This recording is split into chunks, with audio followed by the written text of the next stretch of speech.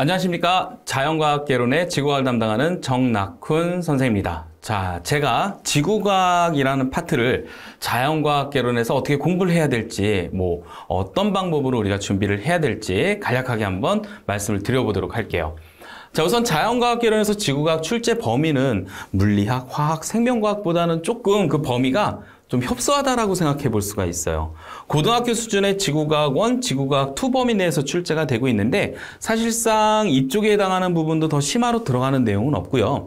가장 일반적인 단순 암기 형태로 어떻게 보면 학창 시절에 약간 형성평가 보는 느낌? 그 정도의 시험 난이도에서의 출제가 되고 있기 때문에 너무 디테일하게 공부가 필요는 없다라고 판단해 주셔도 돼요. 그리고 암기해야 될 내용들도 크게 그렇게 많은 내용은 없다. 굵직굵직한 것만 기억을 하고 계시면 문제를 푸는 데는 전혀 문제가 되지는 않는다라고 하는 거죠. 그래서 출제 경향들을 보면 단순 암기 내용을 묻는 경우들도 많이 있고요. 간단한 수준의 계산 문항이 출제되고 있고 좀 약간 반복적으로 설마 이렇게 좁은 범위 내에서도 이게 문제 은행화 시키나?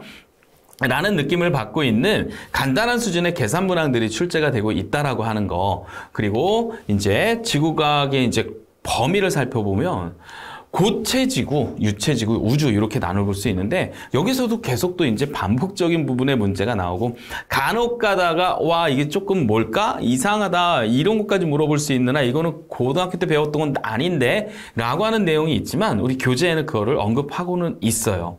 그래서 지구과학의 이제 과목의 세부 범위를 보면 고체지구, 어떤 판구조론, 암석에 대한 거, 화성암, 변성암, 퇴적암 이런 것들에 대한 간단한 부분들이 언급이 되고 그 다음에 어떠한 지사학에 대한 부분들, 지구의 역사에 대한 부분들, 그러한 부분들이 이제 다뤄지게 됩니다.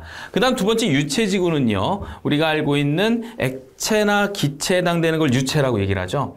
그런 유체지구에서 기체라고 하면 날씨 변화에 대한 부분, 바람이 어떻게 부는지 그 불게 되는 원리라든가 그리고 강수가 일어나는 거, 악기상 이런 것들의 내용이 등장을 하고 그 다음 우리가 해수라고 하면 해수가 이동하는 부분들 그리고 기후변화에 대한 엘니뇨, 라니냐든가 이러한 부분들이 이제 출제가 가능할 수 있다라고 하는 거를 생각해 주시면 돼요. 우주 파트로 넘어가게 되면 간단하게 별의 어떠한 물리적인 물리량, HR도 분석하는 부분 이런 것들에 이제 포커스가 맞춰져서 별의 특성에 대한 부분들이 주로 문제가 출제가 되고 있었다라고 알고 계시면 됩니다. 자, 지구과학을 이제 준비하는 방법에서 여러분들이 그래도 이 부분은 해주셨으면 좋겠다라고 하는 부분이요. 지구과학 암기 내용을 어떻게 보면 굉장히 방대하게 볼 수 있는데 그 암기 내용을 최대한 좀 줄여주세요. 다만 이것만 주의해 주시면 될 것 같습니다. 암기를 내용적인 측면의 그러한 단순 암기 필요하겠지만 용어를 먼저 체크를 하고 바라봐 주신다라고 하면 암기해야 될 내용이 굉장히 쏙 빠지는 그러한 특징을 보여주기는 해요. 그렇기 때문에 여러분들이 이제 지구과학에서 암기할 내용들은 우선 용어를 좀 정리를 해주시고 그 용어에 입각해서 내용을 정리를 해주신다라고 하면 보다 쉽게 손쉽게 내용 암기가 가능한 부분이 있습니다. 암기를 기반하지 않고 이해 기반으로만 가서는 용어에 대한 부분을 물어보고 있기 때문에 그거를 이제 우리가 시험에서 우리가 고득점을 받는다? 그런 거는 좀 불가능하겠죠. 최소한의 암기는 필요합니다. 그 다음 지구과학에서 계산해야 될 부분들은요 굉장히 복잡한 계산 수식을 요구하는 건 이제 수능이나 그런 데서의 지구과학 2 그런 내용들에서 이제 등장을 할 수밖에 없겠죠. 그러니까 우리가 이제 변리사 준비하시는 분들의 자연과학개론을 마스터 하시려고 하는 부분들에서는요 이 계산할 부분이 그렇게 많지는 않다. 간단한, 굉장히 너무나 간단하고 어떤 경우에는 눈으로도 그냥 확 나오게 되는 그러한 계산들이 등장을 하고 있기 때문에 크게 어렵지는 않다라고 하는 겁니다. 그래서 이러한 준비 과정에서 보면 내용 암기 부분, 계산해야 될 부분 두려워하지 않으셔도 돼요. 그래서 내용을 한번 쭉 보시고 한 2회독 정도 하신다라는 생각을 갖고 이 접근을 하셔도 다른 과목에 비해서는 지구과학은 완성도 있게 과목을 끌어올리기가 굉장히 수월하다라고 말씀을 드리고 싶고요. 그래서 이제 제가 지구과학을 강의하는 그런 계획은 이렇게 돼 있어요.